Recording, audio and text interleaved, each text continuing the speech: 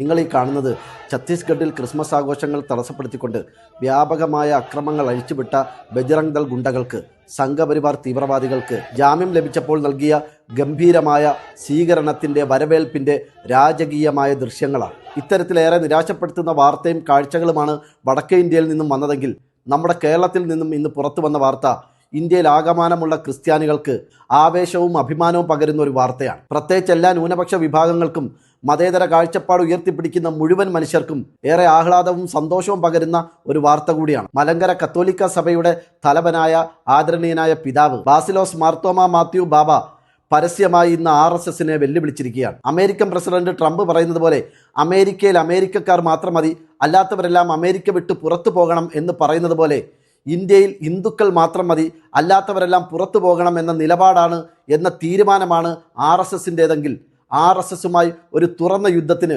ഇവിടുത്തെ ക്രൈസ്തവ സമൂഹത്തിന് മടിയില്ലെന്നും അതിനുവേണ്ടി രക്തം ചീന്താൻ രക്തസാക്ഷികളാവാൻ ഇവിടുത്തെ ക്രൈസ്തവ സമൂഹം തയ്യാറാണ് എന്ന തരത്തിൽ ക്രൈസ്തവ സമൂഹത്തിൻ്റെ അന്തസ്സുയർത്തിപ്പിടിക്കുന്ന ആവേശകരമായൊരു പ്രസ്താവനയാണ് അദ്ദേഹം ഇന്ന് നടത്തിയിരിക്കുന്നത്.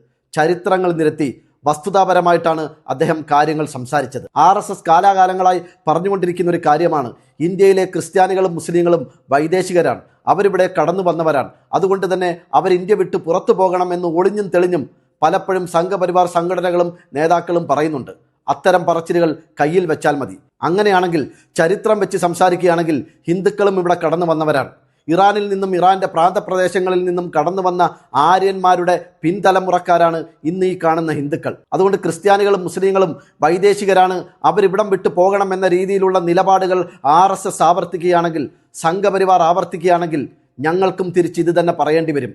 അതല്ലാത്ത പക്ഷം എല്ലാവർക്കും സമാധാനത്തോടും കൂടി സന്തോഷത്തോടു കൂടി ജീവിക്കാൻ പറ്റുന്ന ഒരു സാഹചര്യം നിലനിർത്തുകയാണെങ്കിൽ അതായിരിക്കും എല്ലാവർക്കും നല്ലത്. ഒരു മുസ്ലിം എന്ന നിലയിൽ ആദരണീയനായ പിതാവിൻ്റെ ഇന്നത്തെ പ്രസംഗം എന്നെ സംബന്ധിച്ചിടത്തോളം വലിയ സന്തോഷത്തിന് വക നൽകിയ ഒന്നാണ്. അതിൻ്റെ കാരണം വഖഫുമായി ബന്ധപ്പെട്ടുണ്ടായ വിവാദത്തെ തുടർന്ന് മുസ്ലിം സമുദായത്തിനെതിരെ കടുത്ത വർഗീയ പരാമർശങ്ങൾ ചില ക്രൈസ്തവ പുരോഹിതന്മാർ നടത്തുകയുണ്ടായി. ഒരു വേള RSSനെ പോലും നാണിപ്പിക്കുന്ന വിധത്തിലായിരുന്നു ആ പുരോഹിതന്മാർ മുസ്ലിങ്ങൾക്കെതിരെ വർഗീയ വിദ്വേഷ പ്രചരണങ്ങൾ അഴിച്ചുവിട്ടത്. ക്രിസ്ത്യാനികളെ പോലെ തന്നെ ഇവിടുത്തെ മുസ്ലിം സമുദായവും ഇവിടെ ജനിച്ചു വളർന്നവരാണെന്നും അവരുടെ പൗരത്വത്തെ ചോദ്യം ചെയ്യാൻ RSSനെന്നല്ല ഒരു ശക്തിക്കും അധികാരമോ അവകാശമോ ഇല്ലെന്നും ആ രീതിയിൽ അധികാരത്തിൻ്റെ തിണ്ണമെടുക്കിൽ ഇവിടുത്തെ ക്രൈസ്തവ സമൂഹത്തെയോ മുസ്ലിം സമുദായത്തെയോ കൈകാര്യം ചെയ്തു കളയാമെന്നൊരു തോന്നൽ, ഒരു ധാരണ, ഒരു ധാർഷ്ട്യം RSSനുണ്ടെങ്കിൽ അതങ്ങ് കയ്യിൽ വെച്ചാൽ മതി എന്ന തരത്തിലുള്ള കൃത്യമായ മുന്നറിയിപ്പാണ് ആദരണീയനായ ബാസിലോസ് മാർത്തോമാ മാത്യു ബാബ ഇന്നത്തെ പ്രസംഗത്തിലൂടെ